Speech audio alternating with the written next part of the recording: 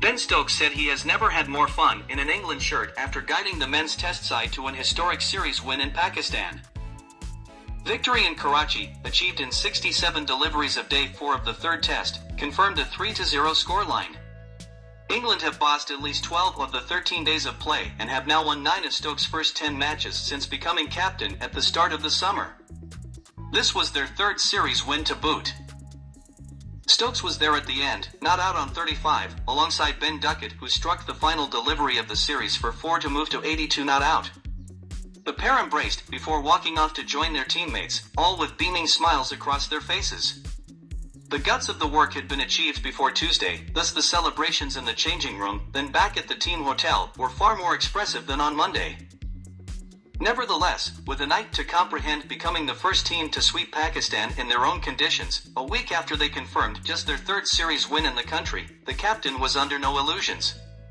In 12 years at international level, across both red and white ball codes, he has never enjoyed his cricket more as part of a winning side focused on entertaining the masses. Yeah, definitely, Stokes answered, almost immediately, when asked if this was the most fun he has had as an England cricketer. We are just going out and enjoying every moment we can, whatever situation we find ourselves in. The first test pitch in Rawalpindi was very, very flat, and we just said, enjoy the flatness, boys, let's just enjoy this challenge and see what we can do. We've had Jimmy Anderson smiling, which is an impressive thing in and of itself down on the field. It is a great time to be in this dressing room and a great time to be playing for England. I'm just encouraging everyone to turn up every day and enjoy what you're doing. Obviously, it is easier to do when we are winning the way we are at the moment. The real test will be when things don't go so well, and that will be the time to make that even more of a thing for us to take out there. But I hope we don't come to that. Stokes, alongside head coach Brendan McCullum, have been responsible for instilling that sense of fun throughout the squad and backroom staff. In turn, players have become more expressive, bursting out of their shells to reach new heights. England's two leading run scorers, Harry Brook, 468, and Duckett, 357, have come in and assumed responsibility with ease. Meanwhile, 18-year-old Rehan Ahmed turned in a stellar performance at Karachi's National Stadium to take 7 wickets on debut, including a maiden 5-wicket haul. Similarly, Ali Pope, who kept in the first 2 tests having originally established a role as a number 3 under Stokes, scored 238 at an average of 47.60 while also taking 12 catches and a stumping with the gloves. When you take that burden off individuals and the team, you see players excelling and showing more within themselves, Stokes explained. The ambition to win and play an entertaining brand of cricket that overrides any fear of failure. You just accept that getting out is part of batting. I think just releasing that fear of failure is why we've produced the results. There has also been a reinforcement of the togetherness off the back of circumstances encountered on this trip. A return to restricted living arrangements harked back to the COVID era of bubbles, but the most consistent challenge was illness. It began more or less as soon as they arrived in Pakistan, with half the squad struck down by a virus to such an extent there was a chance the start of the first test would be delayed by 24 hours. While that was the worst it got as a collective, the bug has remained around the group, with players having to be managed by both medication and leaving the field for impromptu comfort breaks.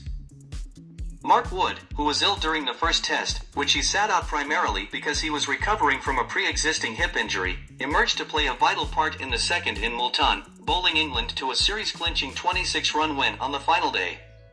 It was his first match with a red ball since March of this year, having only returned from 2 elbow surgeries at the end of September.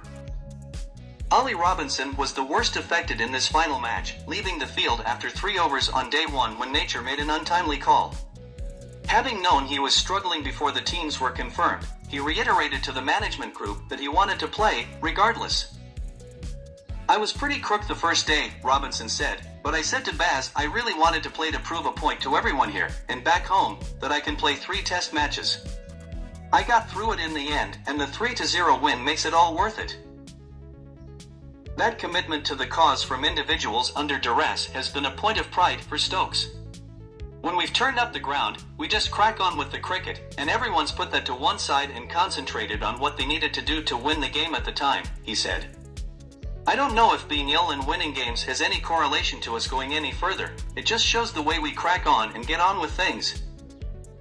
I'm so proud of everyone.